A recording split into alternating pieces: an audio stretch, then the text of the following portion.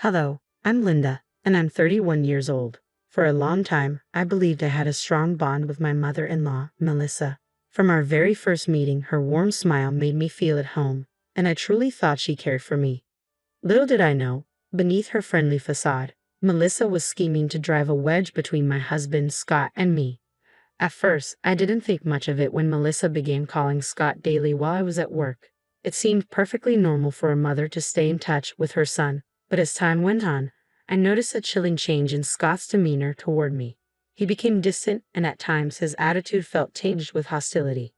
Perplexed by this sudden shift, I decided to address it one evening when we were alone. "Scott, is everything okay? You've been acting differently," I asked. His response was curt. "I'm fine, Linda. Just leave me alone. Isn't that what you want?" He snapped back. Taken aback, I pressed further. "What did you mean?" I asked, confused. He accused me angrily. "Do you just want to take all my money and leave?" My heart sank at his accusation. "How could you think that? Where is all this coming from?" I demanded, feeling deeply hurt. Scott sighed, his expression softening as he sank into a chair, burying his face in his hands. "I'm sorry for lashing out, Linda. It's just, something's been bothering me," he admitted. "What's going on, love? We can face anything together," I reassured him, hoping to lighten his load. After a moment of hesitation, he confessed, "It's hard to say this, but my mom has been saying negative things about you during our calls." I was shocked. Melissa, the woman I had come to regard almost as a second mother, speaking ill of me. Initially, I struggled to believe what Scott was telling me. How could she betray us like this? As doubt clouded my judgment, I cautiously asked, "Are you sure you're not misinterpreting her words? Sometimes communication can get mixed up." But Scott was adamant. "I'm not misreading anything, Linda. It's clear my mother has taken a dislike to you, and it's not just a misunderstanding," he insisted. "That's hard to believe," I replied, still in disbelief. "Just last week, Melissa and I had a great conversation. I shared our recent successes and our plans to start the business we've always dreamed of." Scott countered with a troubling revelation. "That's ironic because she told me today that you're planning to hijack our business, register everything under your name, and then disappear with all the profits." Flabbergasted, I shot back, "That's absurd. Why would she say such things?" Scott sighed, a mixture of frustration and confusion lacing his voice. "I know it sounds crazy, and I hate to admit it, but her words have been gnawing at me. I started to believe her accusations, which is why I snapped at you earlier. I'm sorry." Determined to clear the air, I proposed a plan. "If you think I won't believe you, let's prove it together. Next time she calls, I can listen in without her knowing. How about connecting me through Zoom while you take her call on speaker? This way I can hear everything she says." "That sounds like a solid plan," Scott agreed, his hope rekindled that this would help us understand the situation better. We set our plan in motion the very next day. While I headed to work, Scott stayed home to prepare for the call. True to our arrangement, he added me to a conference call while answering his mother's call on speaker. Unaware of my silent presence, Melissa began their conversation with the usual pleasantries before quickly shifting to express her concerns. "How was your day, Scott?" she asked. "It was fine, Mom. And yours?" he replied. "It was stressful," she said, and I braced myself to hear more. "I've been really worried about you, especially given your situation," Melissa said, her voice dripping with concern. "What situation?" Scott asked, playing along. "The fact that you're married to such a deceitful woman," she blurted out, exposing her true feelings about me without hesitation. Hidden on the other line, I listened in shock as the reality of Melissa's animosity became painfully evident. Her words were not mere misunderstandings. They were calculated and harmful. "She doesn't love you, Scott. How much more do I need to say for you to see the truth?" Melissa's voice was thick with distress. "These things affect me too, you know. The longer you stay with that woman, the more it takes years off my life through distress." "Mom, please stop," Scott interjected, his patience wearing thin. "I haven't found any proof of what you're claiming, so please stop with these baseless accusations." "So you're calling me a liar now? You don't want to hear my advice?" Melissa retorted sharply. "I'm just telling you the truth. She hates you. If you're not careful, she's going to take all your money and leave you. Let me call you back, okay? Love you." "Wait, let me tell you more." But Scott had reached his limit. He hung up the phone and unmuted me from the conference call. "Hello, Linda. How could she speak about you like that? Has she lost her mind?" Scott was visibly shaken. "I know it's a lot to take in, I'm sorry you had to hear all this, but it was important for you to know the truth firsthand, he said. I'm speechless, I replied, my voice heavy with disbelief. She sounded like a completely different person, nothing like the sweet lady who used to check in on me. Now I see that she's only been pretending to care, gathering information to twist against me and make you distrust me. As the reality of Melissa's deceit settled in, I felt an overwhelming sense of betrayal. The person I once thought cared for me had been scheming all along. I once viewed Melissa as an ally and supporter, but now I realize she was actively working against me. Scott reassured me. I no longer believe her words, especially after our conversation last night. That woman is unbelievable. I almost fell for her lies, even though I trusted her as my mother. I understand, babe. It must be hard to come to terms with the extent of her lies and deception, especially since she's your mom, I said, trying to comfort him. I'm more angry than anything, Scott admitted. I don't know what she hopes to gain by constantly speaking so harshly about you, but at least now you've seen it for yourself. She's completely lost it, he continued. Yes, we need to confront her about everything, I agreed. Of course, so let's do it now, Scott suggested, surprised by my pause. I think we should wait a bit, I replied thoughtfully. What do you mean? I thought now that we know, we could just confront her, he pressed, not understanding my hesitation. I'd like to listen in on a few more phone calls first, I requested, needing more evidence to fully grasp the extent of Melissa's manipulation. Scott was taken aback by my request, thinking one conversation would be enough for action, but I felt we needed a fuller picture before confronting her about her deceitful behavior. If there's one thing I've learned about master manipulators, it's that they love playing with people's perceptions and memories. Confronting Melissa too quickly could give her the chance to gaslight us, making us doubt our own understanding of her words. As painful as it was to hear her spiteful accusations, I knew I needed more evidence. I wanted to record these instances to have undeniable proof of her demeaning comments when I finally confronted her. For the next 3 weeks, Scott secretly added me to the calls as planned, with Melissa completely oblivious to my presence. She continued her usual tirade of belittling remarks and false accusations. Though I had grown accustomed to her deceit, I was still shocked by her ability to twist innocent interactions from our past into something sinister, portraying me as the villain. With each covert phone call, my anger mounted, fueling my determination to expose Melissa's true character. This wasn't just about my vindication anymore, it was crucial to protect others who might fall victim to her manipulative tactics. These recorded conversations became vital pieces of evidence, essential for revealing her deceit. As I braced myself to confront her, I knew it wouldn't be easy to challenge a family member who had spun such a complex web of deceit. Yet I found comfort in Scott's unwavering support, ready to stand by me against the barrage of lies we were sure to face after enduring these weeks of secret listening and evidence gathering. I was fed up with my mother-in-law's relentless undermining. It was time to take a stand. One evening, Scott and I settled in our living room, strategizing our approach to finally confront Melissa. Just as we were about to refine our plan, the shrill ring of my phone shattered the quiet. It was Melissa calling me directly, likely another one of her so-called friendly check-ins. After uncovering her deceit, I was furious and ready to confront her immediately. However, Scott hesitated. Wait, babe. I know you want to address this now, but maybe we should hold off for just a moment, he suggested. Why? What for? I shot back, barely containing my anger. For starters, we don't know why she's calling. Maybe she's calling to confess. It's unlikely, but still a possibility, he reasoned. Please just listen to what she has to say. If she doesn't come clean and apologize by the end of this call, then we can go ahead with your plan for revenge. No questions asked. Scott's voice carried a hint of hope. She's still my mom, Linda. Part of me hopes she's realized her mistakes and will change. I just need to be sure. Seeing the pain in Scott's eyes reminded me of the toll this situation was taking on him. I realized I had been so consumed by my feelings that I hadn't fully considered his struggle. Fine, I'll hold off on confronting her for now. I reluctantly agreed.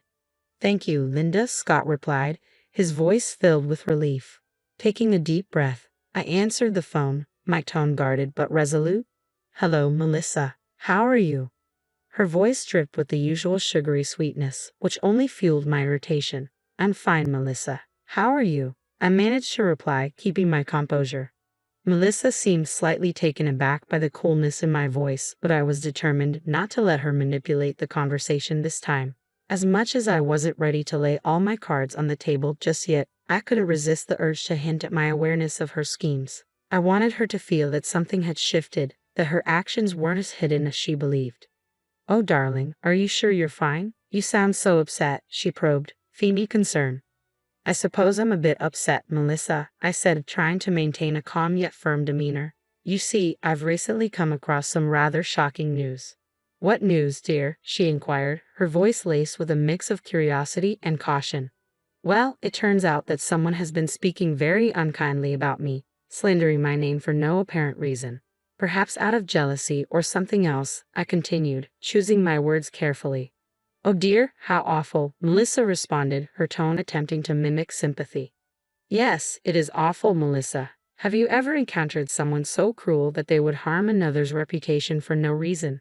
I asked pointedly, subtly steering the conversation toward her behavior. The silence that followed was telling. Through this carefully veiled dialogue, I aimed to let her know I was onto her, setting the stage for a confrontation that, while postponed, was inevitable. "I think we need to continue this conversation tomorrow, dear. I'm suddenly feeling very tired," she said hastily, cutting me off before I could react to her swift exit. As soon as the call ended, Scott's phone buzzed with a new notification. It was a text message from Melissa. "Got another update on your slimy wife. Someone else has been talking about her too. Turns out I'm not the only one who thinks she's no good. You need to get out of that situation while you can. I'll call you tomorrow while she's at work to tell you the full story." Both Scott and I were stunned, deeply hurt by her ongoing deception. The sight of the text seemed to obliterate any lingering doubt Scott had about his mother's duplicity. He looked ready to take decisive action. "We need to stop her, Linda. How can she continue to be so deceitful?" he said, his voice a mix of anger and resolve. "It seems she cut the call short to fabricate more lies about me to tell you tomorrow." "This is sickening, Scott. I can't believe she would go to such lengths," I replied, feeling a swell of outrage and sadness. "I don't care that she's my mother. She's wrong, and she must be held accountable for the pain she's causing us," Scott declared, his face set in determination. Despite the grim revelations, this ordeal strangely brought Scott and me closer together. We found comfort in each other's company, reaffirming our bond during this tumultuous time. As we spent the night consoling each other, our resolve only strengthened for the next day. I headed to work with a renewed sense of purpose, knowing we were finally going to confront this issue head-on later. Scott called me, signaling it was time to execute our plan. As usual, he added me to a conference call while Melissa was on the line, unaware of my presence. Once the usual pleasantries were exchanged, Melissa wasted no time diving into her fabrications. "Oh, what a day it's been. You wouldn't believe what they've been saying. Some people are accusing her of embezzling funds and bribing officials to get her way. I was so upset. I practically begged for your comfort yesterday." I played along, but her words ignited a fire in me. "Really? Is that how you remember our conversation from last night?" I interjected, finally breaking my silence. The surprise in her voice was palpable as she realized I had been listening all along. "I don't remember saying or doing any of those things at all," I stated calmly, my voice clear and unwavering. Caught off guard, Melissa nearly choked on her drink, probably thinking she was hallucinating for a moment. "Don't worry, Melissa, you're not imagining things. I'm here on a conference call with Scott. I've been listening to your conversations for the past 3 weeks," I revealed, my tone steady. "Linda, how did you? I believe there's been a misunderstanding," Melissa stammered, her voice pitching with panic. I let out a cold laugh, refusing to let her twist the narrative. "Oh, please, don't insult my intelligence, Melissa. The act is up. I'm fully aware of the games you've been playing and the lies you've been feeding Scott. We're no longer going to be pawns in your schemes. I can't believe you'd be so cruel and manipulative for no reason." "What drove you to do this?" Scott chimed in, his tone a mix of disbelief and frustration. "So, you think you're better than me now, Scott? Do you think you're some kind of hero trying to save the day? I haven't done anything wrong. I was just discussing hypothetical situations. It's not my fault you two misunderstood everything." "You're pathetic, Melissa. Even now, after being caught, you're trying to cover your tracks so clumsily," I countered sharply. "But don't worry, I've recorded everything you've said. Let me refresh your memory a bit. I then played some of the audio recordings. For weeks, I had listened to those cruel words, and each time they sent chills down my spine. But I could sense Melissa's panic. Her voice faltered as she attempted to talk over the recordings, desperately trying to defend herself against the undeniable evidence being laid out before her. Finally realizing she had no escape, Melissa dropped her facade. "Well, Linda, guess what? I don't care that you found out the truth. So what? What are you going to do?" "We all know you're bad for my son," she retorted, her tone dripping with contempt. "Bad for him in what way exactly?" I pressed, eager to hear her justification. "I don't know. You're hiding something. I can feel it. I don't have any evidence, but I just know you're no good for my son," she snapped back, her argument weak and baseless. Her accusations highlighted her desperation and inability to manipulate the situation any further. "I'm going to expose you for the manipulator you truly are, you deceitful person. How dare you? Once I tell everyone in the family about this, they're all going to side with me, not you. No one will believe an outsider like you, Linda," Melissa hissed venomously. "You're mistaken, Melissa," I replied calmly, confidence ringing clear in my voice. "What you haven't realized, despite my earlier mention, is that I've been recording this conversation too. That includes your conversation with me last night and the text messages you sent to Scott. You've played your hand, and now it's time for you to face the consequences. Not only are these conversations recorded, but we also have evidence of your ongoing deceit." Scott's voice, a mix of sadness and resolve, cut through the tension. "I hate to say it, but I'm done making excuses for you. I can no longer justify your actions or hope for your change." Sensing the gravity of her situation, Melissa suddenly shifted her tone. "Baby Linda, let's discuss this privately. This information doesn't need to spread. I'll apologize, all right? Just delete those recordings. Let me come over right now. You're finishing your shift soon, right? Let's settle this over a cup of tea." "Save it, Melissa. Your attempts to clean up your mess are pathetic. Do you have no shame? It's far too late for apologies, especially when they come only after being caught. Who knows how long you would have continued this deceit if we hadn't confronted you today." I shot back sharply. "We're going to tell everyone about your actions, and there's nothing you can do to stop it.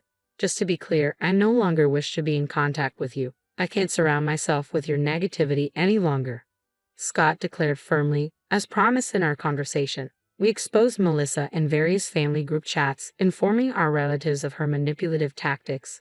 Overcome with fear and embarrassment, she left the family groups, but we added her back so she could face the consequences of her actions. Everyone in the chats was disappointed and appalled by her behavior, and they unanimously agreed that she needed to be temporarily excommunicated from family gatherings to reflect and hopefully improve her character.